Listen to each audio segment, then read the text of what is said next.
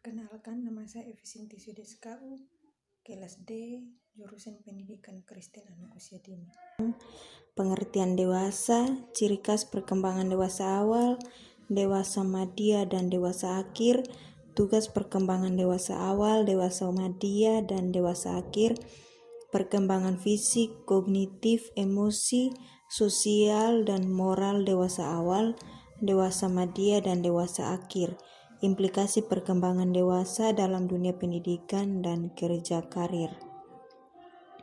Pengertian dewasa menurut Santrok, masa dewasa adalah masa untuk bekerja dan menjalin hubungan dengan lawan jenis, terkadang menyisihkan sedikit waktu untuk hal lainnya.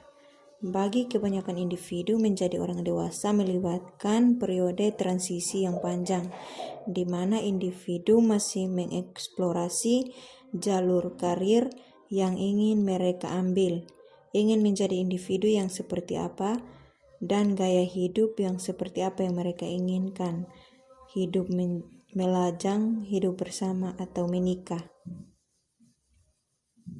Harlock membagi masa dewasa menjadi 3 bagian, yaitu yang pertama masa dewasa awal, masa dewasa dini atau young adult.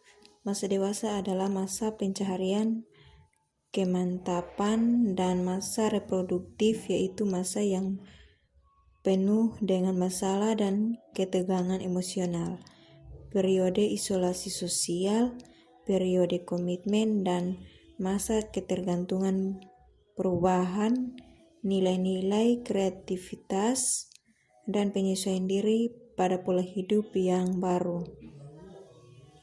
Yang berikut, masa usia lanjut. Usia lanjut adalah periode penutup rentang dalam kehidupan seseorang.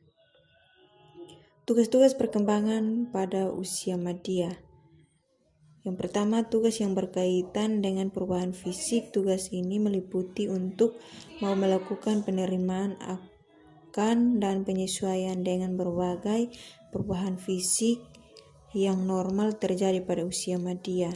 Yang berikut, tugas-tugas yang berkaitan dengan perubahan minat orang yang berusia madya seringkali mengasumsikan tanggung jawab warga negara dan sosial. Yang berikut, tugas-tugas yang berkaitan dengan penyesuaian kejujuran. Tugas ini berkisar pada pemantapan dan pemeliharaan standar hidup yang relatif mapan. Yang berikut, tugas-tugas yang berkaitan dengan kehidupan keluarga. Tugas yang penting dalam kategori ini meliputi hal-hal yang berkaitan dengan seseorang sebagai pasangan.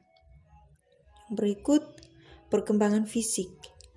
Dewasa ini memiliki beberapa perkembangan fisik. Yang pertama, puncak kemampuan fisik dicapai pada usia 18-30 tahun. Kesehatan baik, perlu memperhatikan nutrisi dan pola makan, olahraga, dan ketergantungan terhadap obat. Dewasa madya memiliki perkembangan fisik. Yang pertama, kesehatan menjadi persoalan utama karena perubahan fisik. Yang kedua, daya akomodasi mengalami penurunan tajam pada usia 40-59 tahun. Dan yang terakhir, aliran darah ke mata berkurang. Yang berikut, perkembangan kognitif, beberapa tahap perkembangan kognitif pada masa dewasa. Tahap mencari prestasi. Yang pertama, terjadi pada masa dewasa awal. Yang kedua, berkaitan dengan perencanaan pada masa depan atau karir dan perolehan pengetahuan. Yang berikut, tahap tanggung jawab, yaitu yang pertama dimulai sejak masa dewasa awal. Yang kedua, terjadi ketika keluarga sudah terbentuk. Yang berikut, tahap eksekutif. Yang pertama, terjadi pada masa dewasa madya. Yang kedua, individu bertanggung jawab terhadap sistem di lingkungannya, terutama yang berkaitan dengan keorganisasian. Yang berikut, perkembangan emosi, sosial, dan moral. Dewasa ini, yang pertama, perkembangan emosi, sosial dan moral pada masa dewasa ini sangat berkaitan dengan perubahan dari masa sebelumnya, yaitu masa remaja. Yang berikut, minat menjadi fokus pada masa usia dini, kondisi yang mempengaruhi perubahan minat, perubahan kondisi, kesehatan, perubahan status sosial, perubahan pola kehidupan, perubahan nilai, perubahan peran seks, perubahan status pernikahan, menjadi orang tua, tekanan budaya, dan lingkungan.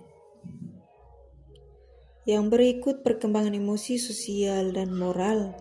Yang pertama, perkembangan emosi, sosial, dan moral pada masa ini berkaitan dengan berbagai hal, yaitu yang pertama, pernikahan dan cinta individu berada pada masa kestabilan. Yang berikut, sindrom sarang kosong terjadi karena anak-anak mulai meninggalkan orang tuanya.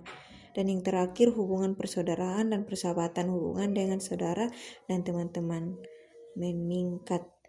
Yang berikut, pengertian perkembangan karir. Peserta didik pasti mengalami pertumbuhan dan perkembangan di dalam kehidupan. Karena itu, peserta didik memiliki kesadaran akan pentingnya mengembangkan diri. Peserta didik merupakan manusia yang akan berusaha dalam mencapai tujuan dalam hidup. Salah satu cara mengembangkan diri itu sendiri yaitu dengan cara menempuh pendidikan. Karir adalah urutan, status, tampilan, dan pengalaman pekerjaan, jabatan atau posisi seseorang, baik dalam perusahaan, organisasi maupun pekerjaan sambilan atau bekerja lepas. Jadi menurut tanggung jawab dan kemampuan kerja yang lebih baik. Faktor-faktor kesadaran karir anak. Yang pertama, nilai-nilai kehidupan.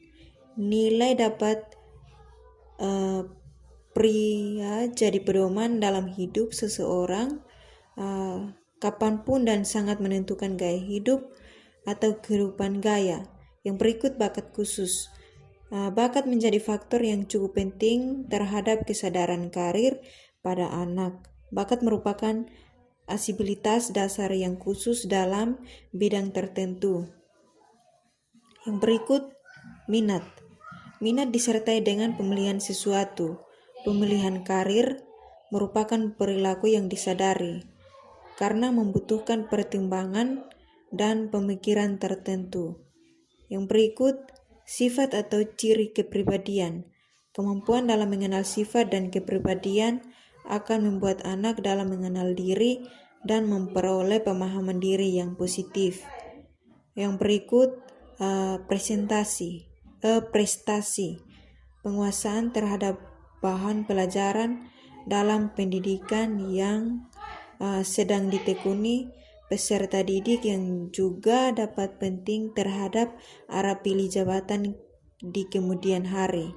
Dan yang terakhir, keterampilan yang dapat pula diartikan sebagai cakap atau cekatan dalam mengerjakan sesuatu, atau dapat diartikan sebagai suatu penguasaan individu dalam suatu perubahan.